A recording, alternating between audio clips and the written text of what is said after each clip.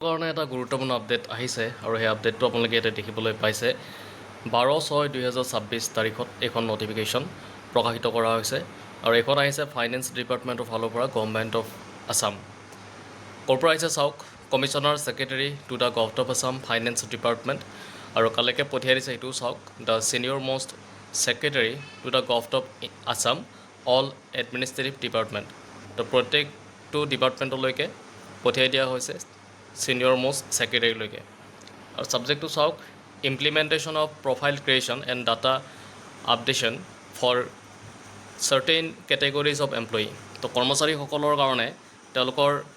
profile creation আৰু data আপডেটেশ্যনক লৈ পেলাই এখন নটিফিকেশ্যন প্ৰকাশিত কৰা হৈছে খুবেই গুৰুত্বপূৰ্ণ হয় আমি গোটেইখিনি কথা ইয়াতে চাবলৈ চেষ্টা কৰিম কি দিছে ইয়াতে এই নটিফিকেশ্যনখন ইণ্টাৰপ্ৰিট কৰাৰ আগত আমি এটা ৱৰ্ড পাম যিটো IFMIS বুলি কোৱা হয় আৰু এই IFMISৰ সম্পূৰ্ণ মিনিংটো হৈছে ইণ্টিগ্ৰেটেড ফাইনেন্সিয়েল মেনেজমেণ্ট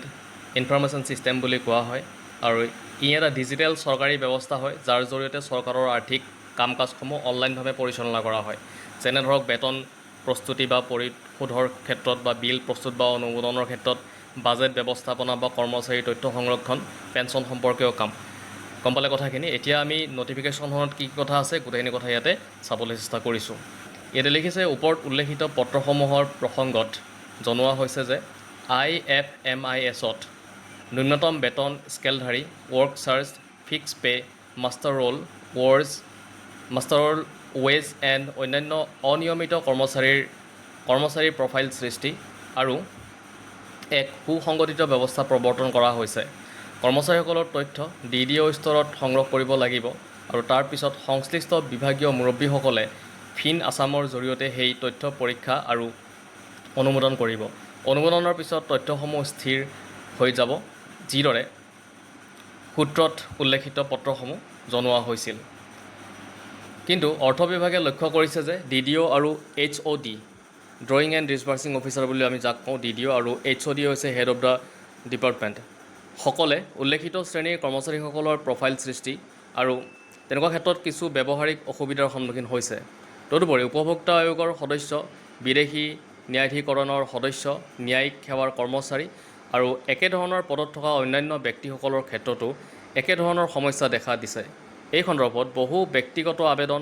DDO আৰু HODৰ পৰা স্পষ্টীকৰণ আৰু অধিক সময় বিচাৰি বহু অনুৰোধ লাভ কৰা হৈছে উপৰোক্ত বিষয়সমূহ বিবেচনা কৰি অৰ্থ বিভাগে কৰ্মচাৰী প্ৰফাইল সৃষ্টি সময়সীমা 30 জুন 2026লৈকে বৃদ্ধি কৰাৰ সিদ্ধান্ত গ্ৰহণ কৰিছে ফিন আছামৰ জৰিয়তে সংশ্লিষ্ট বিভাগীয় মুৰব্বীসকলে এই প্ৰফাইলসমূহৰ পৰীক্ষা আৰু অনুমোদনো 30 জুন 2026ৰ ভিতৰত সম্পূৰ্ণ কৰিব লাগিব সেয়েহে আপোনালোকক অনুৰোধ কৰা হৈছে যে আপোনালোকৰ প্ৰশাসনিক নিয়ন্ত্ৰণাধীন সকলো DDO আৰু HODক প্ৰয়োজনীয় নিৰ্দেশনা জাৰি কৰি উক্ত কাৰ্যসূচী বৰ্ধিত সময়সীমাৰ ভিতৰত সম্পূৰ্ণ কৰাটো নিশ্চিত কৰে তো দেখিবলৈ ইয়াতে এটা লাষ্ট ডেট দি দিছে 30 জুন 2026 আৰু এই তাৰিখৰ ভিতৰত যিখিনি প্ৰফাইল সেই প্ৰফাইলবিলাক পৰীক্ষা বা অনুমোদন 30 জুনৰ ভিতৰত কৰিব লাগিব তো সেই ক্ষেত্ৰত এখন নটিফিকেশ্যন প্ৰকাশিত কৰা হৈছিলে খুবেই আচলতে দৰকাৰী হয় আমি গোটেইখিনি কথা ইণ্টাৰপ্ৰিট কৰিলোঁ যদি ভিডিঅ'টো ভাল লাগিছে লাইক শ্বেয়াৰ আৰু এটা ছাবস্ক্ৰাইব কৰি দিব